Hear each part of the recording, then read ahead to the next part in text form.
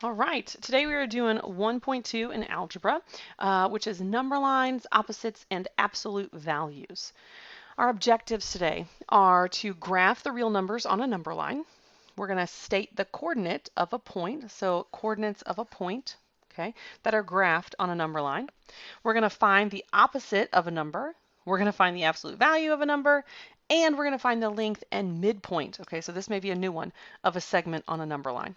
Okay, so lots of review here and kind of see where you are.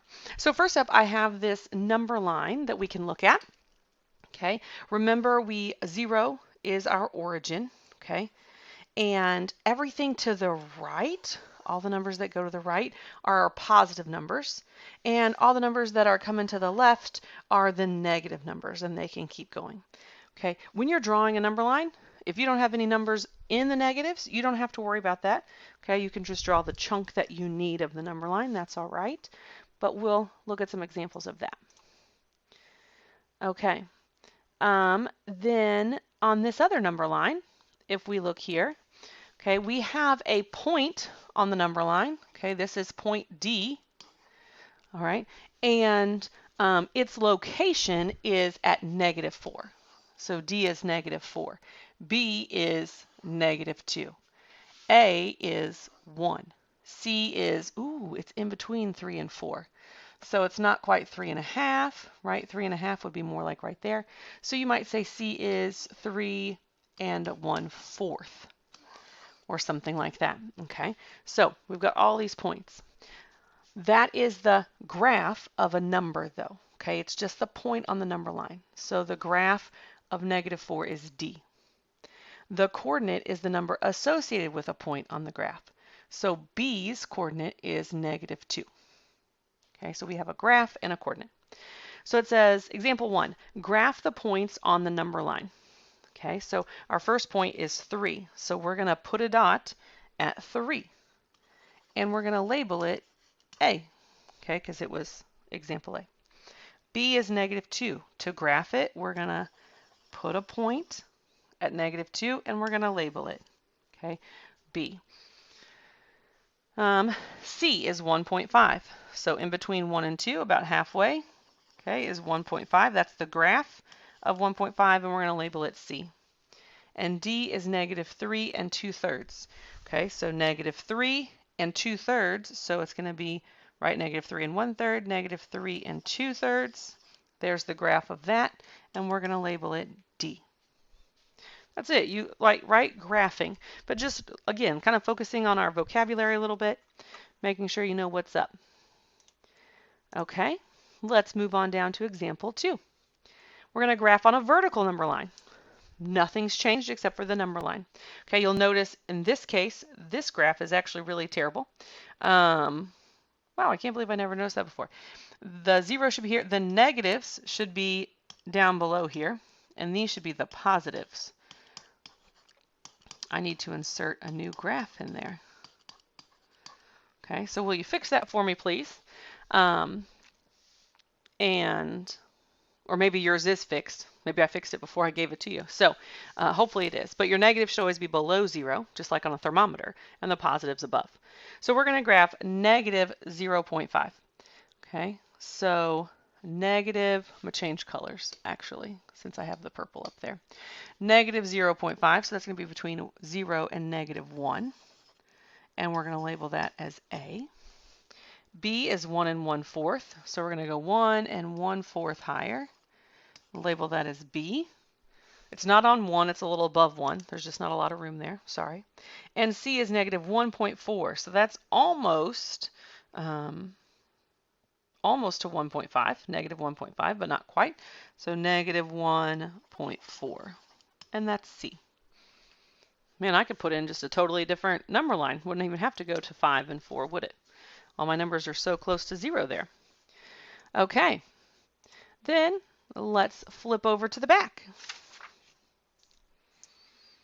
Okay, now we're looking at some opposite numbers.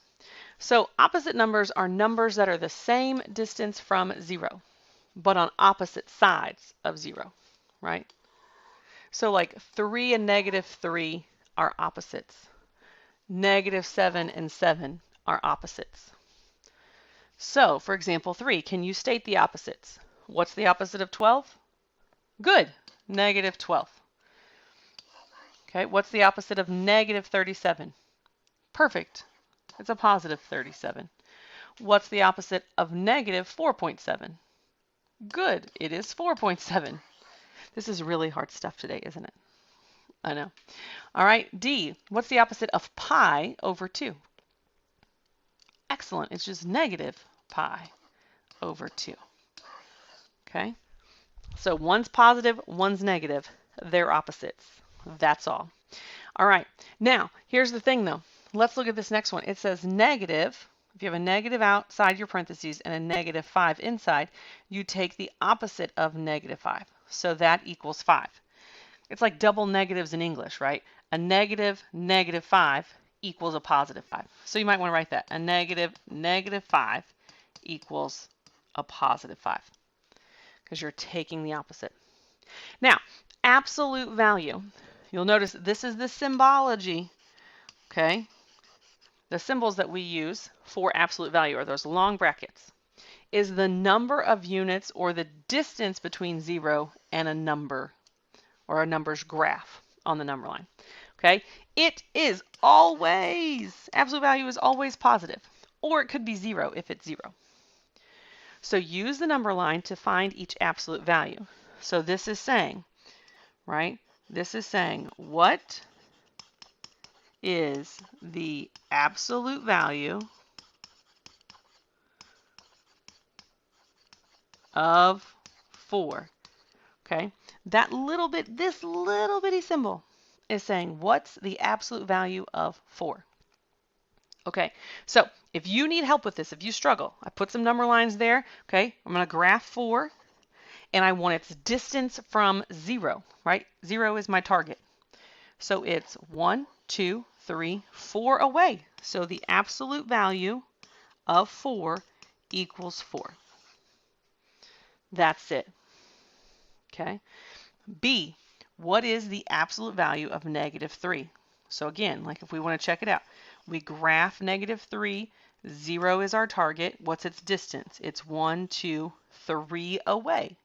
So the absolute value of negative 3 equals 3. It's 3 away from 0. Ta-da! All right, then, okay, we're going to move on and actually do some problems with absolute value. Example 5 says simplify. So notice it says the absolute value of 74 minus the absolute value of 24. So we have to do this part first. What's the absolute value of 74? Well, that's 74. Minus, what's the absolute value of 24? Well, that's 24. So 74 minus 24 equals 50. Okay. Note that absolute value bars are like parentheses in the order of operations. So when you're doing order of operations, you will do the absolute value first, just like it was parentheses. So what that means is here I have these bars, okay, but I have to do the math inside them first. So what is 82 minus 31, right? So I'm going to do, what's 82 minus 31? Well, 2 minus 1 is 1. 8 minus 3 is 5. So now this becomes, what is the absolute value of 51? Oh, well, that's just 51. Okay. It will get more complex, I promise. Much more complex. But we're not there today. All right. Then we have a segment. Actually, let me go ahead and move this up a little bit so I have more room. Okay. A segment is defined by plotting 2 points on a number line.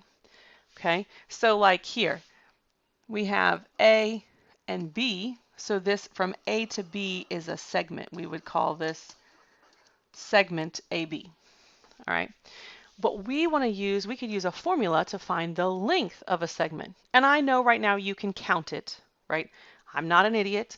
I know that you can say, well, Mrs. Talbert, this is 1, 2, 3, 4, 5, 6. AB equals 6. I get that. I promise. However, there is a formula for you to use and to learn how to use. Okay, so this formula says the length L of a segment, so the length, is equal to the absolute value of the difference. Difference is subtraction of the endpoints. So it is going to be b minus a. So the absolute value of b minus a equals the length.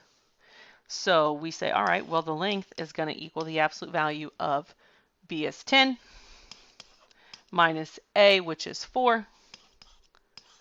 So the length equals the absolute value of 6, which equals 6.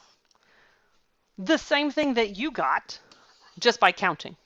However, it's not always going to be as simple as this. So you need to use the formula. You need to practice the formula and store it in your brain. Okay. The next formula then is the formula for the midpoint of a segment. Okay, the midpoint is, what do you think the midpoint is? It's the middle, right? Okay, so we're still looking at segment AB here, right? Like here's our segment AB, and we know segment AB is 6 long, okay?